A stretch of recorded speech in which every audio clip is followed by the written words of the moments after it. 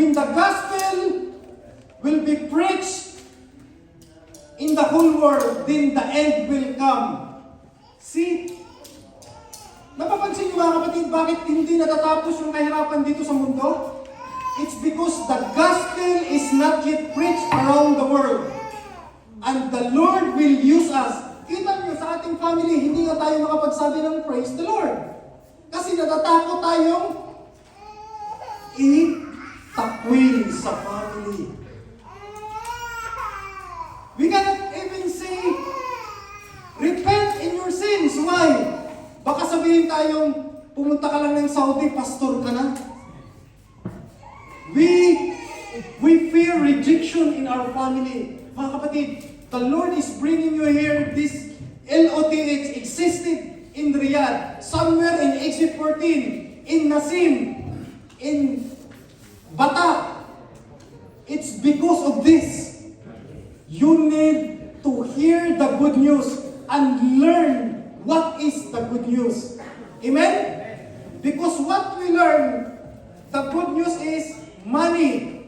The good news is fame. The good news is more material things. But we miss the real good news in our life. Sino po yun?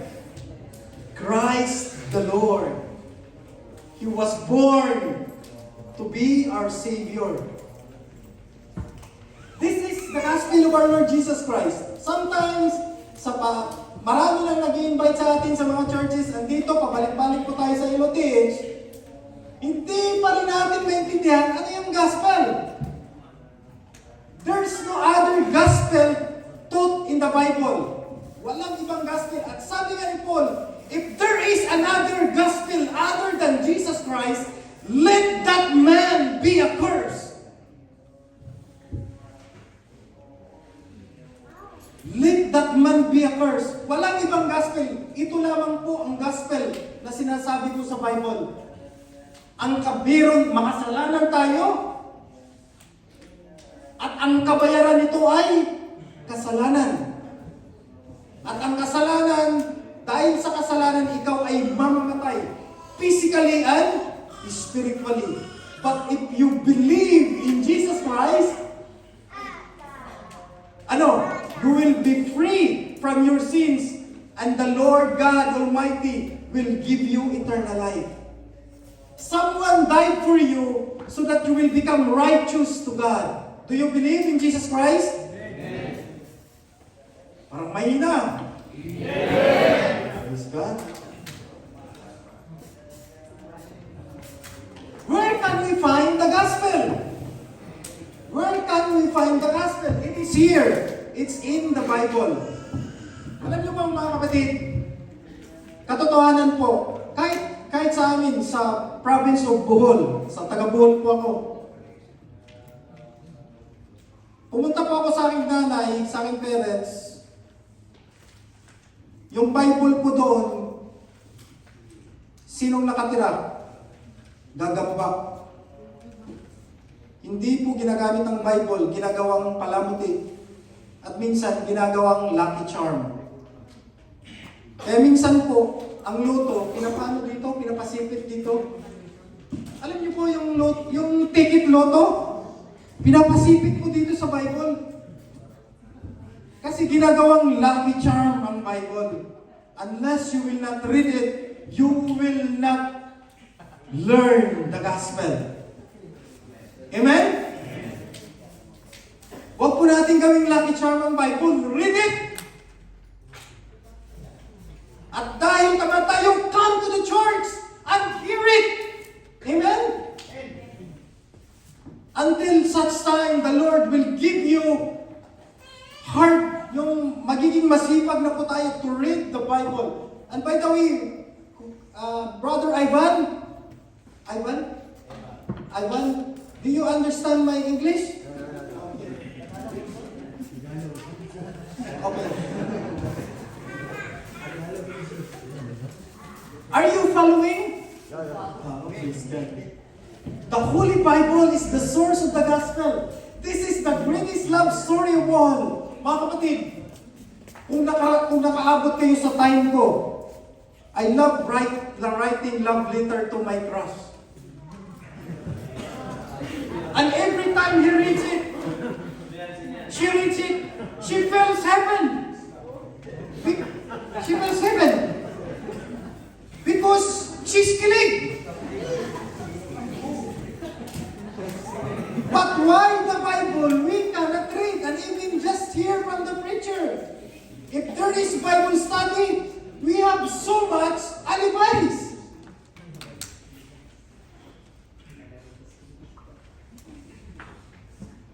The greatest love story of all. We as a sinner being loved by God in good times and in bad times, it doesn't change His plan to save us. Why we cannot read our Bible? Are you not kilig? But the reality is, ayaw natin kasi tayo po ay nakukorek sa ating ginagawa. Mas gusto pa natin, huwag munang ikurik ang ating maling ginagawa.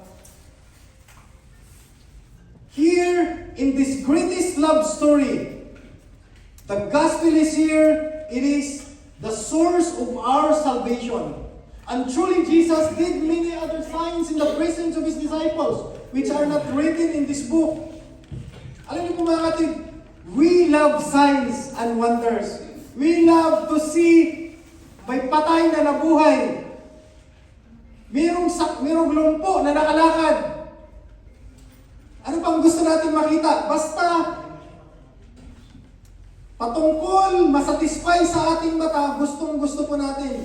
But the Bible, sinabi doon, ang dami, pero hindi sinulat. Kasi ano yung pinaka-importante? These are written that you may believe that Jesus is the Christ, the Son of God, and that believing you have life in His name. Believe in the Word. Believe in the Word. And the Lord will enlighten us. What is that Word? Why I need to believe in the Word? And there is the first clue. Jesus is the Christ, the Son of God. The Bible, it tells about Jesus Christ, our Lord and Savior. It teaches us the right way. It teaches us the heaven's way. It teaches us the Lord's way. And what is the message of the gospel? What is the main message of the gospel? Sino na po dito ang nakarinig ng gospel? Sige nga, taas ng kamay. Amen. Oh, parang konti lang ah. So, ibig sabihin, yung iba, hindi pa naintindihan. Ano yung gospel? So, what are the 4 gospels in the Bible? Matthew, Mark, Luke, and John. Okay, Matthew, Mark, Luke, and John. Is that the gospel? Gospel ba yun mga kapatid? Book of the gospel. Yun po ang tama niya, book of the gospel. Because kung iintindihin po natin, what is the message of the gospel? What is the summary of the gospel? Pastor, ano yung good news? What makes it gospel? What makes good news? Ito po yun mga kapatid. God's love and mercy. God is love and full of grace and mercy. Ibig sabihin mga kapatid, kahit hindi ka kaibig-ibig, minahal ka ng Panginoon. Siya ang unang nagmahal sa atin. Amen? Which is very consistent sa teaching ng Panginoon. If you receive the gospel, you will forgive your enemy. Amen? Kahit kalaban mo yan, there's no other option. You need to love your enemy. Pray for those who persecute you. Praise for those who hurt you. Nasaktan na ba tayo? Oh, ngayon, may worldly practice. Kukorek natin, di ba? Pag February is, ano yun? Hearts Day. Nasaktan na ba kayo? Oh? Nasaktan na ba tayo? Kaibig-ibig ba yung sumakit sa atin? Amen. Parang ba't yung iba hindi makasagot? No? Ba't hindi makasagot? No? Kasi hindi po natin tinatanggap ang katuruan ng Panginoon. That's why we are still blinded. Alam niyo po mga kapatid, when Jesus Christ preached, 5,000 po yan, nakarinig po sa Kanya. Pero ano lang yung gusto nilang mangyari? Gusto nila magpakita ng kapangyarihan si Jesus Christ. Kaya sabi ng Panginoon, ang daming followers, but I know them. Silang lahat, yung iba sa kanila ay nag-alinlangan. In reality po mga kapatid, marami pa po sa ating nag-alinlangan. And that's why this 5th LOTH Foundation Day, we will go back to the basics. What LOTH is teaching throughout the years. It's not entertainment. It's not just to make you kilig. It's not para gaganda yung inyong pandinig. We will bring you to the basic, to the foundation. Why LOTH existed? What it teaches. Para po sa ating kabutihan. The gospel, God's love and mercy. Say thank you, Lord, for loving me. Love.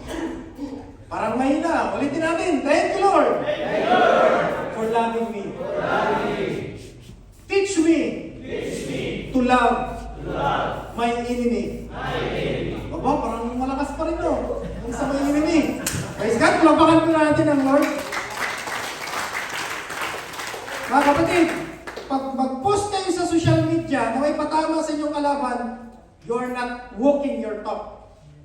You are just plastic. Amen? That's why, to prove, gusto nyo, post nyo sa social media, I love you! Sana nakasakit sa akin. Amen? Oh, parang ayaw na. Ayaw na yata. Do you love God? Amen. Praise God. John 3:16. Mga kapatid, kahit hindi nyo mahal ang Panginoon, pilit tayong inabot tayo ng Panginoon sa ating pagkukulang para maturuan tayong magmahal.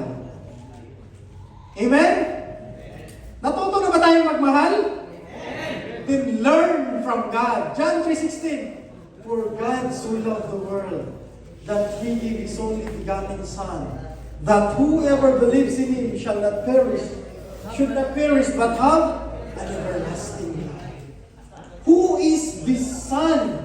Sabi niya, He gave, mahal niya tayo, kaya binigay niya ang kanyang bugtong na anak. Who is this begotten Son? Sino? Oh, parang mahina. Sino yung begotten Son?